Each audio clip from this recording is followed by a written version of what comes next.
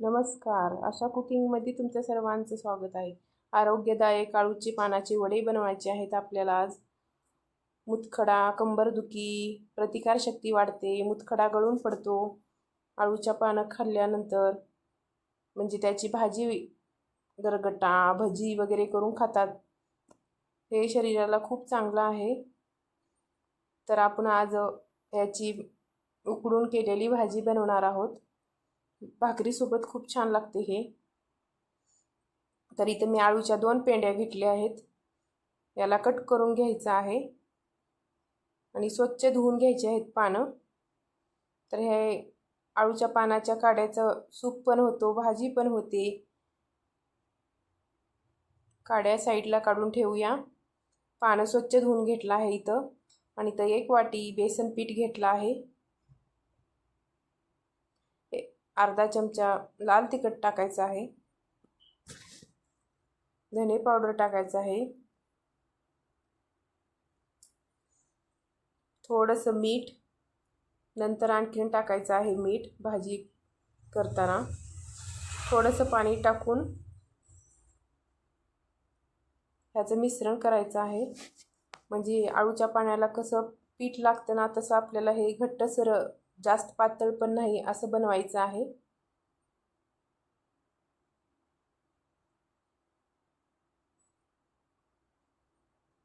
तर इथं पीठ तयार आहे. तोपर्यंत पीठ भिजेपर्यंत आपल्याला आळूचे पानाचे लाटून घ्यायचं आहे पानं सर्व.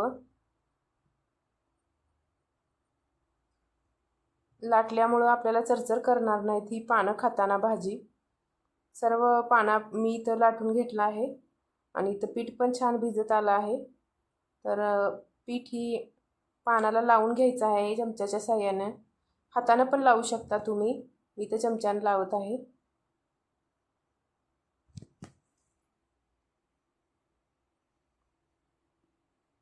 पीठ लावून दुमटून घ्यायचं आहे याला.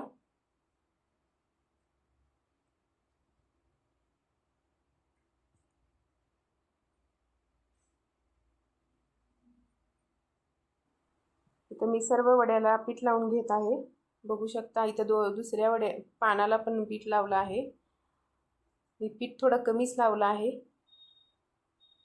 जास्त पीठ लावलं ना ते पीठच लागते भाजी सर्व, म्हणून थोडं कमीच लावायचं.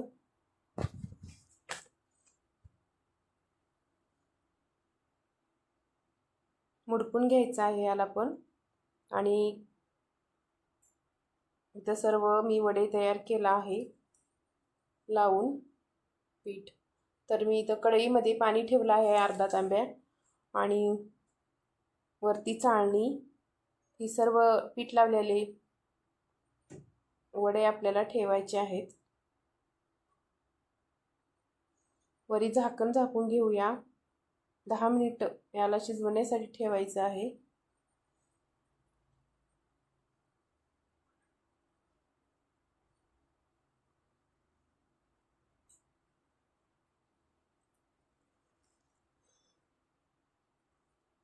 छान शिजले आहे. तिथं काढून घेऊया.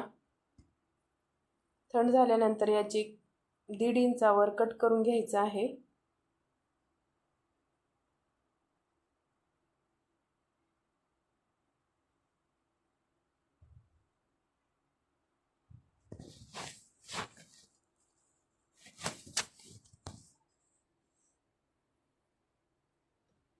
इथं सर्व मी कट करून घेतलं आहे. इथं कढई गरम करण्यासाठी ठेवलं आहे. यात तेल टाकायचं आहे 1.5 पळी. तेल गरम छान झाल्यावर जिरे मोहरी टाकायचं आहे 1 चमचा. हे पण छान तडतडल्यानंतर लसूण टाकायचं आहे. लसूण कुटून घेतला होता बारीक. किसलेलं खोबरं थोडंसं. भाजी छान लागते खोबरं घातल्यानंतर. याला पण छान तेलामध्ये लालसर तळून घ्यायचं आहे.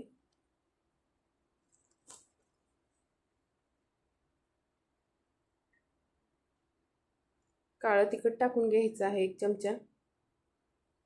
तुम्ही तिखटानुसार जास्त पण टाकू शकता, कमी जास्त करू शकता. मी इथं 1 चमचा टाकला आहे. कट केलेले आळूचे वडे टाकायचे आहेत. मिक्स करून घ्यायचं.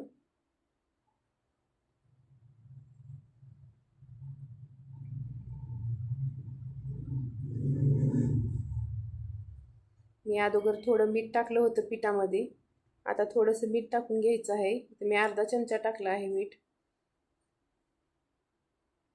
मिक्स करून घेऊया.